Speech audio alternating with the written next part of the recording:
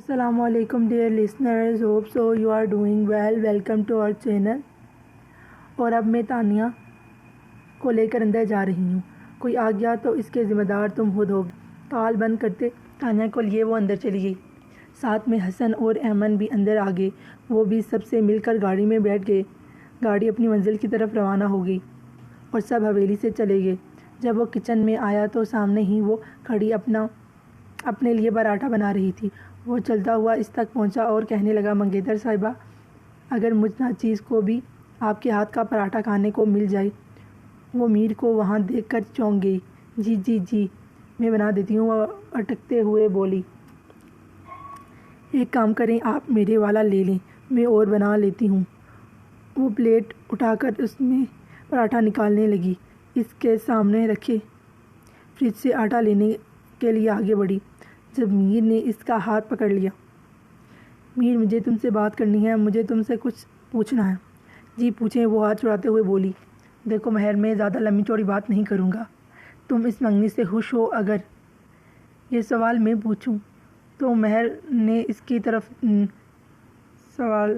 دیکھتے ہوئے سوال کیا. اس لیے کیونکہ پہلے میں نے سوال کیا ہے، جواب بھی پہلے تم ہی دو گی. جی ہاں میر شامل، میں اس منگنی سے، اس رشتے سے خوش ہوں. اس کی نظریں زمین پر ٹکی تھی. مہر کا جواب سن کر میر کو اطمینان ہو گیا. وہ اس کے کان کے پاس جھکا اور بولا، میں بھی بہت خوش ہوں مس میر شاہ. اس کے گال پہ اپنے ہونٹ سے گستاخی کرتا پلٹ کر باہر چلا گیا. مہر بیچاری شرم سے لال پیلی ہو رہی تھی اور ابھی وہاں پہ کھڑی رہی.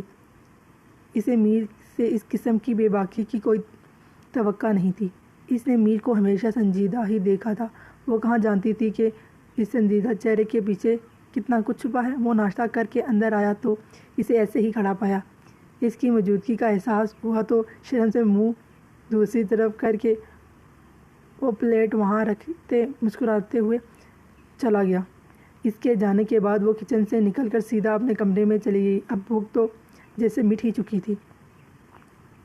ابھی وہ اپنے کمرے میں بیٹھی اپنی ناولز کی دنیا میں کھوئی تھی اور کچھ پڑھ کر رو رہی تھی جب ترنم بیگم کمرے میں داخل ہوئی. اپنی بچی کو روتا ہوا دیکھ کر وہ پریشان ہو گئی. پاس آ کر اس کے پاس آئی اور اسے پوچھنے لگی، میری بچی تم کیوں رو رہی ہو؟ تمہیں کیا ہوا ہے؟ اماں سائیں وہ کیا ہوا ہے میرے؟ بولو بھی نا، میرا دل بیٹھا جا رہا ہے. اماں سائیں وہ عمر نے علیزے کا دل توڑ دیا. اس نے کہا کہ وہ علیزے سے محبت نہیں کرتا، تاہم صرف وہ اچھے دوست ہیں. اماں سائیں یہ لڑکا، یہ کون ہے اس ناول کا ہیرو؟ اپنی بیٹی کی بات سن کر ترنم بیگم کا سر چکرا گیا. ترنم بیگم نے اس کے سر پر ہلکی سی چماٹ دکھائی اور بولے، تم بالکل ہی پاگل ہو ان کتابوں کے پیچھے. مجھے بہت غصہ آ رہا ہے. تم پاگل ہو کیا؟ ان کے لیے کیوں پریشان ہو رہی ہو؟ میرب اپنے آنسو صاف کرتے اپنی ماں سائی کے گلے لگی. اچھا نا، سوری، اب ایسا نہیں کروں گی. ویسے آپ کو کوئی کام تھا؟ ہاں کام تھا.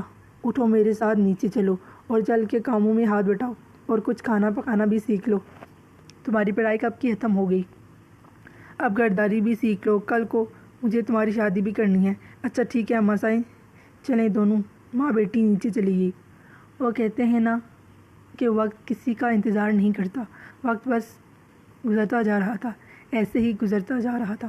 اور اب شادی میں صرف ایک مہینہ باقی تھا. حویلی میں شادی کی تیاریاں زور و شور سے چل رہی تھیں. اس وقت سب زلیخا بیگم کے کمرے میں موجود تھے. دادی سائیں، میں اپنی دوست کو بھی بلا لوں؟ Please please. اچھا ٹھیک ہے، بلا لو میری لاڈلی. تمہیں کس نے منع کیا ہے؟ تم جسے چاہے بلا لو. تھینک یو دادی سائیں. میرب خوشی سے زلیخا بیگم سے لپٹ گئی. ارے میری میرب خوش ہے تو میں بھی خوش ہوں. اچھا بھائی، تم تینوں نے سب رشتہ داروں کو کہہ دیا ہے؟ ہاں جی اماں سائیں، ہم نے بول دیا ہے. اچھا ترنم بہو، زرمین کو فون کیا ہے؟ جی اماں سائیں کر دیا ہے. چلو یہ تو ٹھیک ہو گیا. اچھا سلطانہ اور ثانیہ بہو، میں سوچ رہی تھی کہ دونوں دلہن کو ساتھ لے جا کر شادی کی شاپنگ ان کی پسند سے کروا دی جائے۔ جی اماں صاحب، میں بھی یہی سوچ رہی تھی۔ سب بیٹھے باتیں کر رہے تھے جب ملازم آیا، دروازے پر دستک دی، اندر داخل ہوا۔ اماں صاحب، کھانا تیار ہے، ٹیبل پر لگا دیا ہے۔ گھر کے ملازم سبھی زلیخا بیگم کو اماں صاحب کہتے تھے۔ اچھا ٹھیک ہے، تم چلو ہم آتے ہیں۔ سب لوگ اٹھ کر کھانے کی ٹیبل پر چلے گئے۔ Good night mom and dad. آؤ بیٹھو بیٹا، کھانا کھاؤ۔ وہاں آج تو مجھے بھوک ہی نہیں لگی۔ اچھا تو آج تمہاری پسند کا ہی کھانا بنایا ہے۔ ارے واہ موم، پھر تو اچھی بات ہے۔ وہ کرسی پر بیٹھتے ہوئے زرمین بیگم سے تیمور خان اور شیزل کی پلیٹ میں کھانا نکالنے لگی اور اپنی پلیٹ میں بھی ڈالا۔ اب وہ تینوں بیٹھ کر کھانا کھا رہے تھے۔ کھانے کے دوران ہی زرمین بیگم نے شادی کی دعوت کا پیغام سنایا۔ تو پھر تیمور صاحب کب جا رہے ہیں پاکستان؟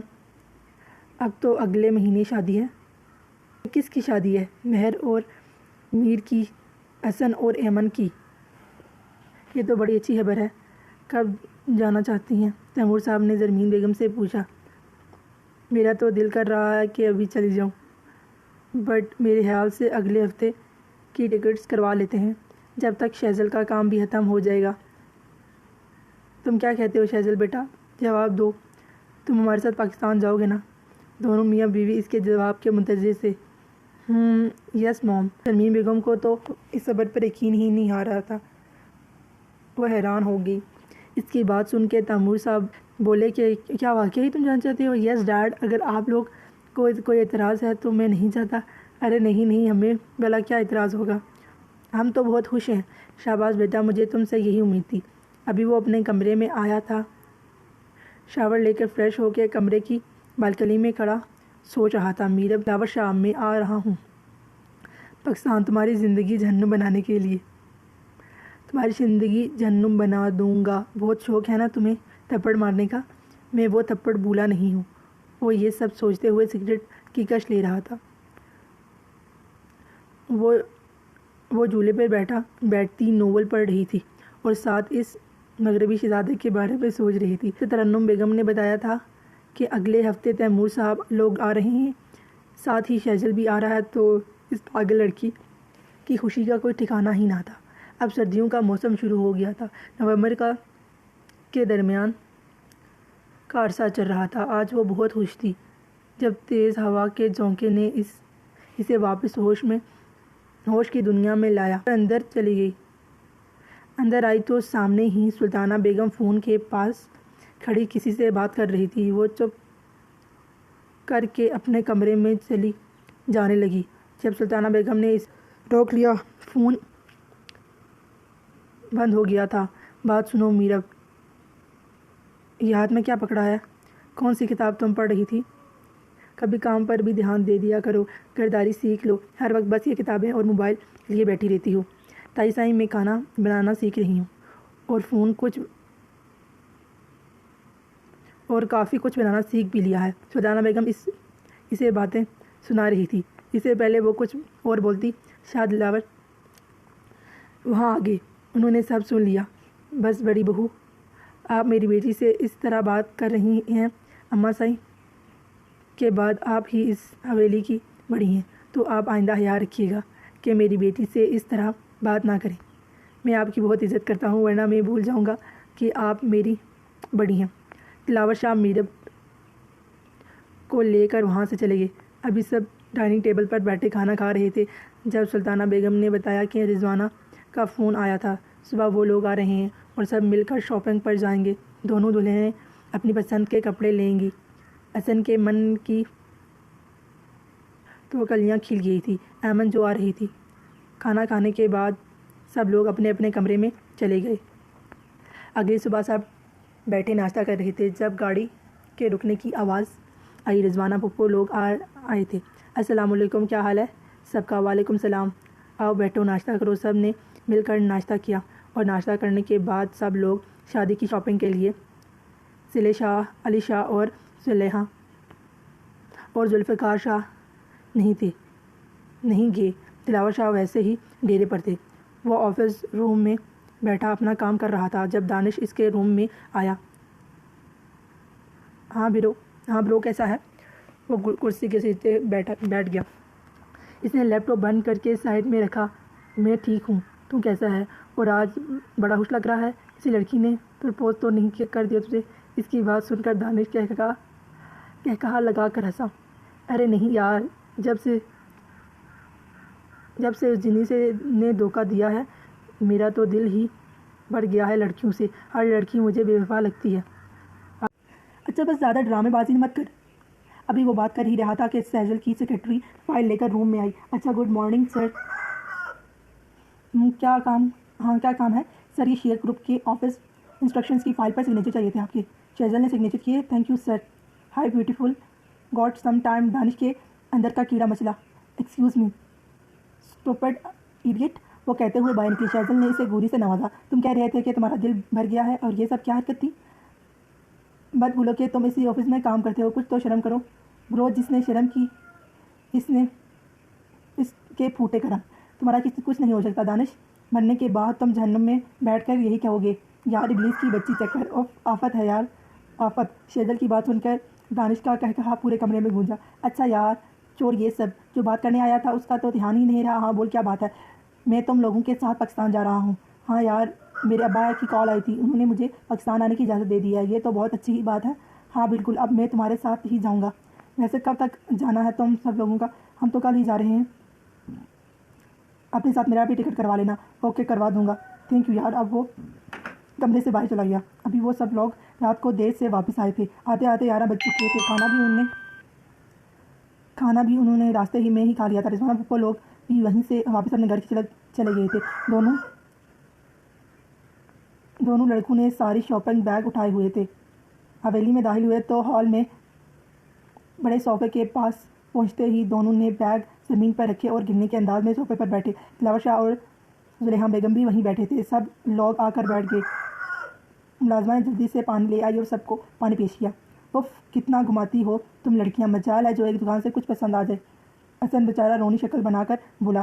میر شاہ میرے بھائی تم بھی کچھ بول۔ ہاں یار میری تو توبہ ہو گئی ہے، میں ان کے ساتھ کبھی جاؤں تو میرا سر گھومنے لگتا ہے۔ میر تو ان دونوں کی باتیں اور مسکرانے والی شکل دیکھ کر سارے ہنس پڑے۔ جب دلاور شاہ نے کہا میر بیٹا، جی چاچا سائیں، بیٹا صبح میرے ساتھ ایئرپورٹ جانا ہے تمہیں۔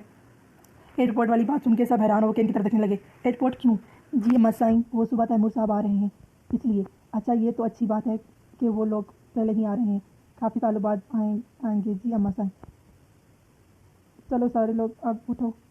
سارے لوگ اٹھے اور اپنے اپنے کمرے میں چلے گئے اور آرام کرنے لگے۔ صبح بہت سے کام ہیں۔ سب لوگ اٹھ کر چلے گئے۔ وہ بھی اس کے بارے میں سوچتی ہوئی کمرے میں پہنچی۔ نہ جانے کب بستر پر لیٹی اس کے خیالوں میں کوئی سو گئی۔ اگلے صبح وہ فجر پڑھ کر نیچے آئی، سامنے ہی اپنے ماں باپ کو کھڑے پایا۔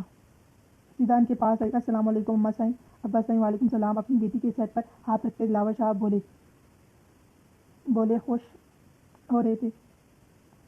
آپ اتنی صبح کدھر جا رہے ہیں؟ یہ جان بتایا تو تھا آج آپ کی خالہ آ رہی ہیں۔ اتنے میں میر شاہ بھی آ گیا۔